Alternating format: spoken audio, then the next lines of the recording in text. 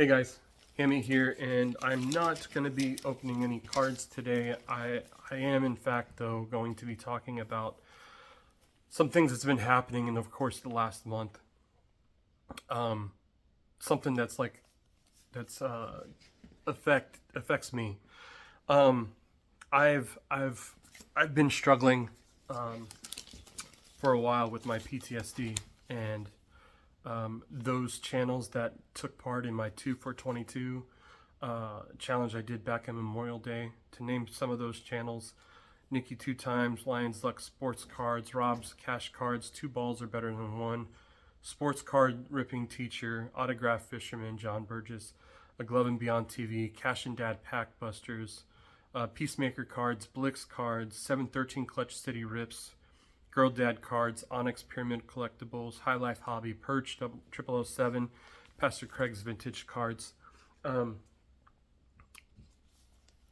You guys have played a big role into how I'm feeling today. 2 for 22, if you do not know, it's 2 cards a day for 22 days to show that we care about those veterans that commit suicide every day due to PTSD. 22 veterans' lives are due to suicide.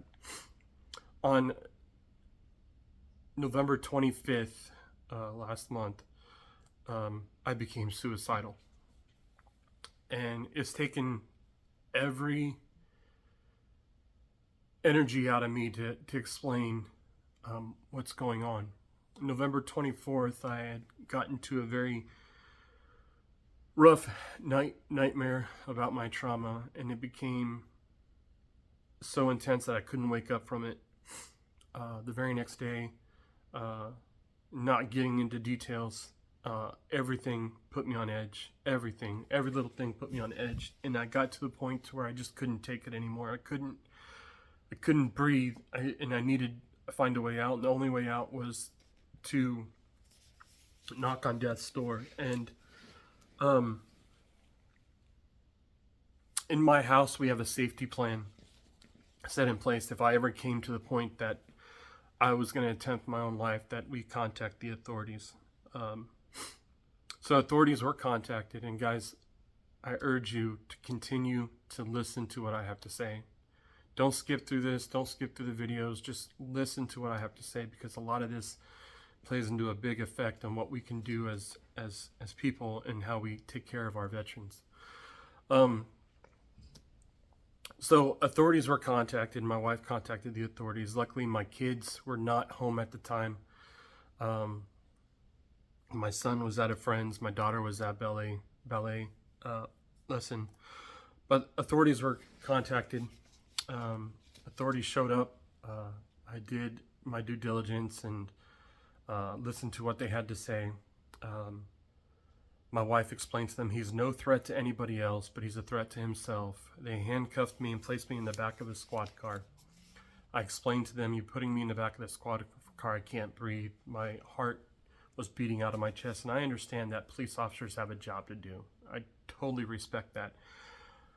Problem I had is I could not breathe. My heart was beating out of my chest. I was in so much pain that it was not helping the situation. After a few minutes, they explained to me they were going to take me down to the hospital about 30 minutes away. I encouraged them to bring an ambulance, take me by ambulance, but they could not wait. They wanted to take me right then and there. So for 30 some odd minutes, I had to deal with this pressure in my chest, this high blood pressure. So much thoughts were going through my mind. When I got to the hospital, they took me out of the squad car and they placed me in a room. In this room, there was nothing but a mattress on the ground. And the police explained to me that they were placing me in a police holding unit. So in that moment in time, I was thinking I did something wrong. That I felt I was a criminal, like it was wrong for me to be in that position. Not only did I think I was wrong, but I thought of myself as a complete failure because of all this.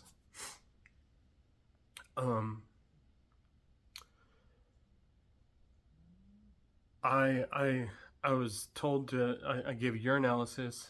I gave blood. I explained to them, guys, I don't drink. I don't do drugs. Um, I don't want to have a crutch to lean on. I explained all this to them. They tested my blood pressure. My blood pressure was 190 over 130. Um, it's pretty much um, hypertension, and that's what it is when you have PTSD. It's a big condition. The nurse there, who was a fellow veteran, allowed me to have my phone. When they all left, I was not communicated as to what was happening next. So here I am talking to my wife, say, hey, I don't know what's happening next. I don't know how long I'm going to be here, but be ready because I need you to pick me up when they let me go. Um, 5 minutes later, the nurse came back inside and said that they got in trouble for allowing me to have my phone, that they needed to take my phone away. And I'm like, why do you need to take my phone? It's the only connection I have to the outside world. You're closing the door, you're leaving me in this room, closing the window. I can't breathe, I can't see, you won't even let me out of this room. This is no way to treat somebody who's already in a stressful situation. I'm already being treated like I was in trouble. He goes, I got in trouble, I gotta take your phone. So I let him have my phone. Here I am in this room, freaking out. I can't even leave. I can't even get out of the door. I wasn't allowed to. I didn't get communicated as to what was going to happen next. I think about an hour and a half, 2 hours went by, and finally I had some counselors come down and talk to me. I explained to them, I was like, we're trying to. I can see why they're trying to help me in the situation, but the way they were doing it was not helpful at all. It made matters worse. How it was handled, from leaving my home in the back of a squad car, handcuffed behind my back, to going to the hospital, being told I was in a police holding unit. I understand there's policies. But what if I was a 70, 80-year-old man and you're treating them the same way with PTSD and placing them in the room? I guarantee you they're not going to live. Even after talking to the counselors and the people with the company, we rehashed our safety plan, my safety plan that I continue to carry.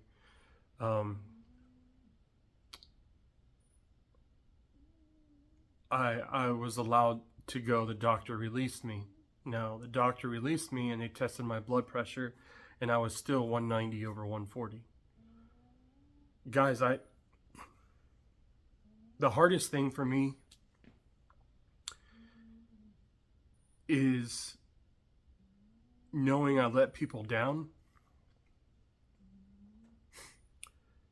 but more importantly, you're not making me feel any better with treating me the way they did at the hospital, or even the ride there. Things have got to change for us veterans, or anybody with mental health, period. I don't know what the policies are in other places, but it needs to get fixed.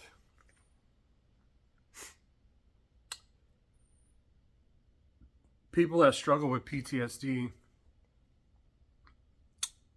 usually as some sort of traumatic event happens. This event caused more trauma for me because I know I'm a good person. I do good things in my community, but the way I was treated, everything that happened, I can't get it out of my head. There's got to be a different way. This 2 for 22, I basically probably listened to every one of the videos in the last month because I'm trying to find hope. I'm completely grounded by my family, my wife, who's always supported me, my kids who just love me. unconditionally.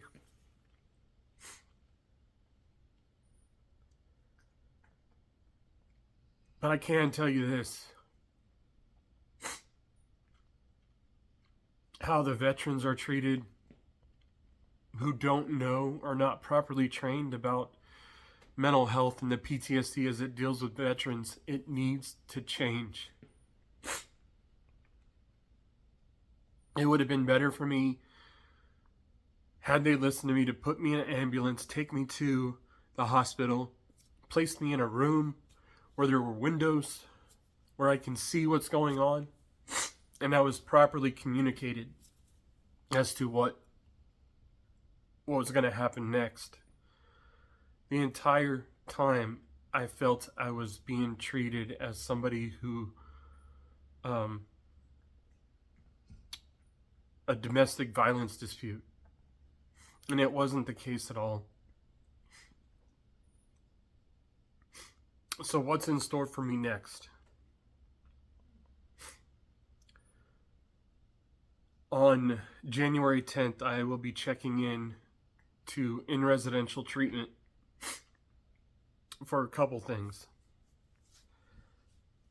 As a safety, I need to rehash my prescribed medication, but I need to do it in a safety of an environment, not in my house, but in an environment where there's something that goes on, I can be in that environment. And number two, I'm going to go through some group therapy, some one-on-one therapy to rehash everything. I've done in residential treatment before, back in 2016, 17.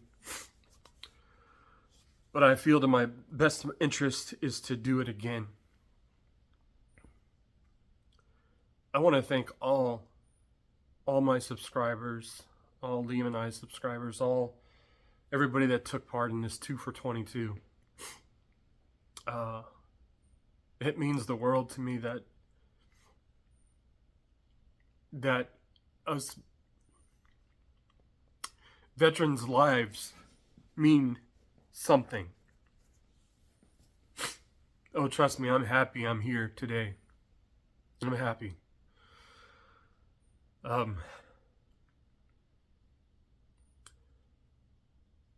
I just ask that you guys continue to give the support to the veterans. Look at your neighbors, look at your peers. If they're veterans and they're going through something, just have their back. Get their six. I'm proud of myself for A, communicating about what happened, B, recognizing I need the help. So I'll be gone away from my family for about 6 weeks as I go through this program.